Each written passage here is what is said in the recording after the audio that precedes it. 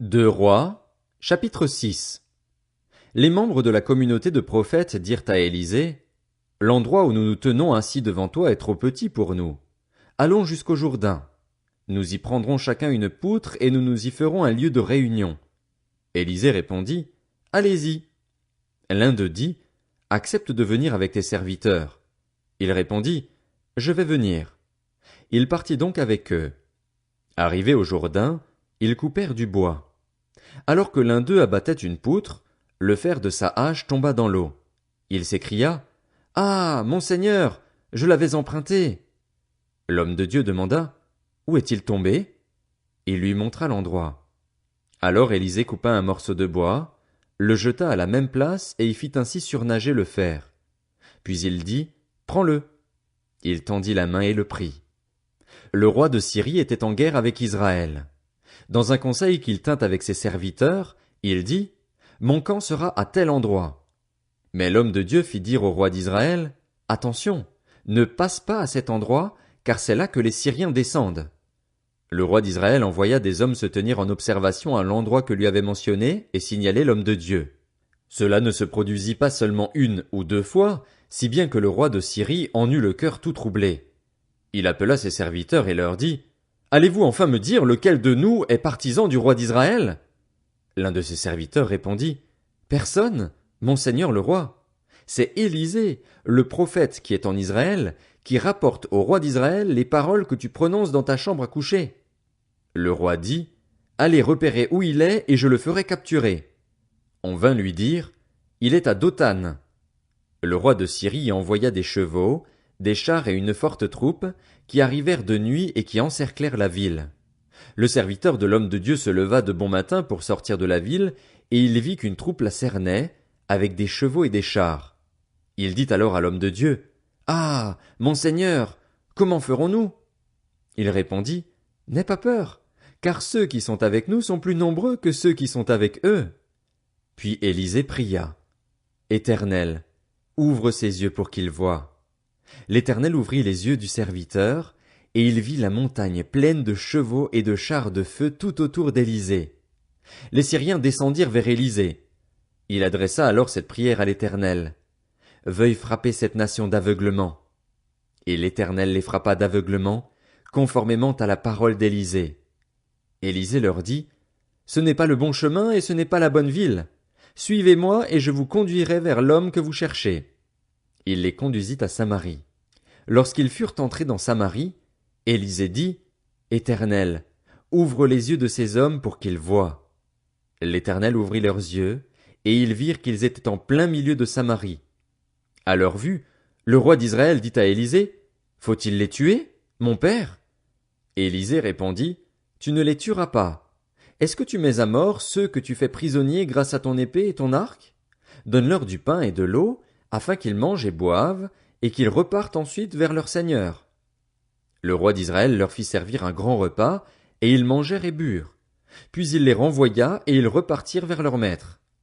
Les troupes des Syriens ne revinrent plus sur le territoire d'Israël. Après cela, Ben-Hadad, le roi de Syrie, rassembla toute son armée, monta contre Samarie et l'assiégea. Il y eut une grande famine dans la ville.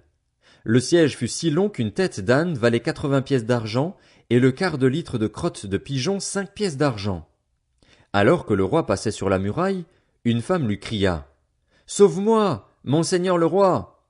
Il répondit, si l'Éternel ne te sauve pas, avec quoi pourrais-je te sauver? Avec les ressources de l'aire de battage ou du pressoir? Et le roi ajouta, qu'as-tu? Elle répondit, cette femme-là m'a dit, donne-moi ton fils, nous le mangerons aujourd'hui, et demain c'est mon fils que nous mangerons. Nous avons fait cuire mon fils et nous l'avons mangé. Le lendemain, je lui ai dit, donne-moi ton fils pour que nous le mangions. Mais elle l'a caché. Lorsque le roi entendit les paroles de cette femme, il déchira ses habits. Comme il marchait sur la muraille, le peuple vit qu'il portait en dessous un sac à même la peau. Le roi dit, que Dieu me traite avec la plus grande sévérité si la tête d'Élisée, fils de Shaphat, reste aujourd'hui sur ses épaules. Or Élisée se trouvait chez lui, et les anciens étaient assis avec lui. Le roi envoya quelqu'un de son entourage, mais avant même l'arrivée de ce messager, Élisée dit aux anciens, le voyez-vous? ce fils d'assassin envoie quelqu'un pour me couper la tête. Écoutez, quand le messager arrivera, fermez-lui la porte et repoussez-le avec la porte.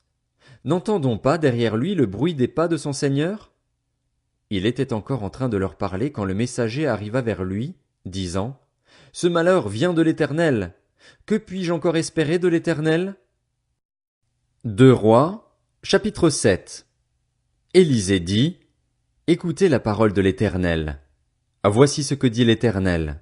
Demain, à la même heure, on pourra avoir 7 litres de fleurs de farine pour 1 pièce d'argent et 14 litres d'orge pour 1 pièce d'argent à la porte de Samarie.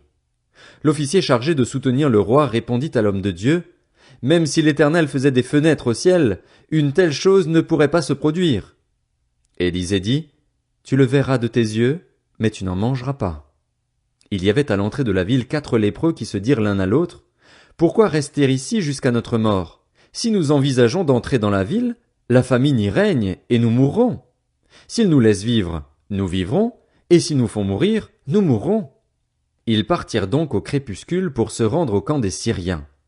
Lorsqu'ils arrivèrent à l'entrée du camp, il n'y avait personne. En effet, le Seigneur y avait fait entendre un bruit de chars et de chevaux, le bruit d'une grande armée, et ils s'étaient dit l'un à l'autre, Le roi d'Israël a enrôlé contre nous les rois des Hittites et ceux des Égyptiens pour venir nous attaquer. Ils s'étaient levés et avaient pris la fuite au crépuscule, en abandonnant leurs tentes, leurs chevaux et leurs ânes, le camp était resté tel quel. Ils s'étaient enfuis pour sauver leur vie. Arrivés à l'entrée du camp, les lépreux pénétrèrent dans une tente, mangèrent et burent. Ils en emportèrent aussi de l'argent, de l'or et des habits qu'ils allèrent cacher. Ils revinrent, pénétrèrent dans une autre tente et en emportèrent des objets qu'ils allèrent cacher. Puis ils se dirent l'un à l'autre, Nous n'agissons pas bien. Cette journée est une journée de bonnes nouvelles. Si nous gardons le silence et que nous attendions jusqu'à la lumière du matin, nous en serons punis. Venez maintenant, allons faire un rapport au palais royal. Ils partirent, appelèrent un homme qui gardait la porte de la ville et annoncèrent, Nous sommes entrés dans le camp des Syriens et il n'y a personne. On n'y entend aucune voix d'homme. Il n'y a que des chevaux et des ânes attachés, et les tentes sont restées telles quelles. Le garde appela les autres gardes et ils transmirent ce rapport à l'intérieur du palais royal. Le roi se leva alors qu'il faisait encore nuit et dit à ses serviteurs, Je vais vous dire ce que nous font les Syriens. Comme ils savent que nous sommes affamés, ils ont quitté le camp pour se cacher dans les champs et ils se sont dit, Quand ils sortiront de la ville, nous nous emparerons d'eux vivants et nous entrerons dans la ville. L'un des serviteurs du roi répondit, Que l'on prenne 5 des chevaux qui restent encore dans la ville. De toute façon, ils sont comme toute la population d'Israël qui est restée là, ils sont à bout, comme toute la population d'Israël. Prenons-les et envoyons quelqu'un voir ce qui se passe. On prit 2 chars avec leurs chevaux, et le roi envoya des hommes sur les traces de l'armée syrienne en disant, Allez voir.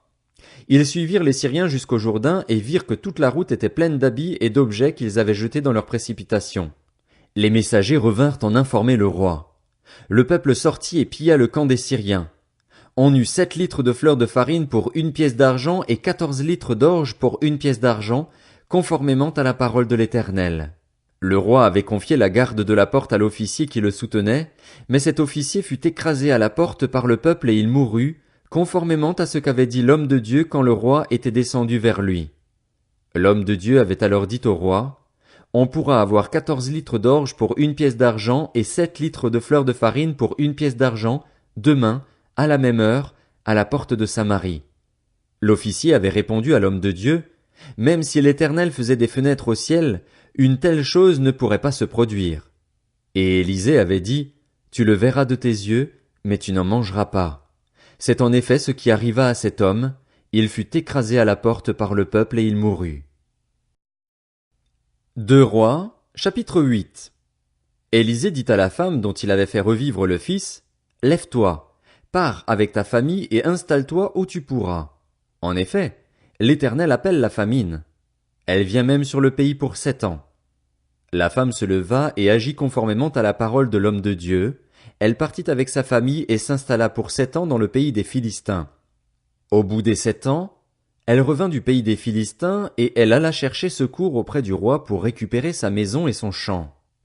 Le roi était en pleine discussion avec Géasi, le serviteur de l'homme de Dieu, et il disait, Raconte-moi donc toutes les grandes choses qu'Élisée a accomplies.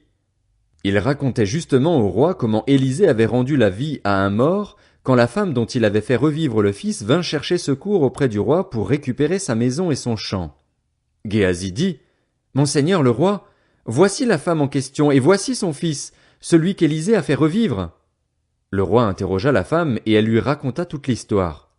Puis le roi mit un eunuque à sa disposition en lui donnant cette consigne, Fais restituer à cette femme tout ce qui lui appartient, y compris tous les revenus de son champ, depuis le jour où elle a quitté le pays jusqu'à maintenant.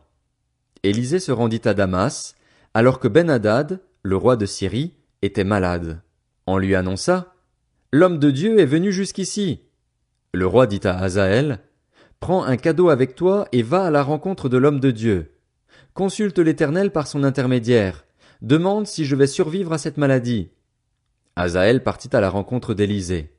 Il avait en cadeau avec lui tout ce qu'il y avait de meilleur à Damas, l'équivalent de la charge de 40 chameaux. À son arrivée, il se présenta à lui et dit, Ton fils Ben-Hadad, le roi de Syrie, m'envoie vers toi pour demander s'il va survivre à cette maladie. Élisée lui répondit, Va lui dire qu'il survivra. Toutefois, l'Éternel m'a révélé qu'il mourra. L'homme de Dieu fixa Hazaël du regard, avec insistance, puis il pleura. Hazaël demanda, Pourquoi mon seigneur pleure-t-il? Élisée répondit, Parce que je sais le mal que tu vas faire aux Israélites. Tu vas mettre le feu à leurs villes fortifiées, tuer par l'épée leurs jeunes gens, écraser leurs petits enfants et fendre le ventre de leurs femmes enceintes.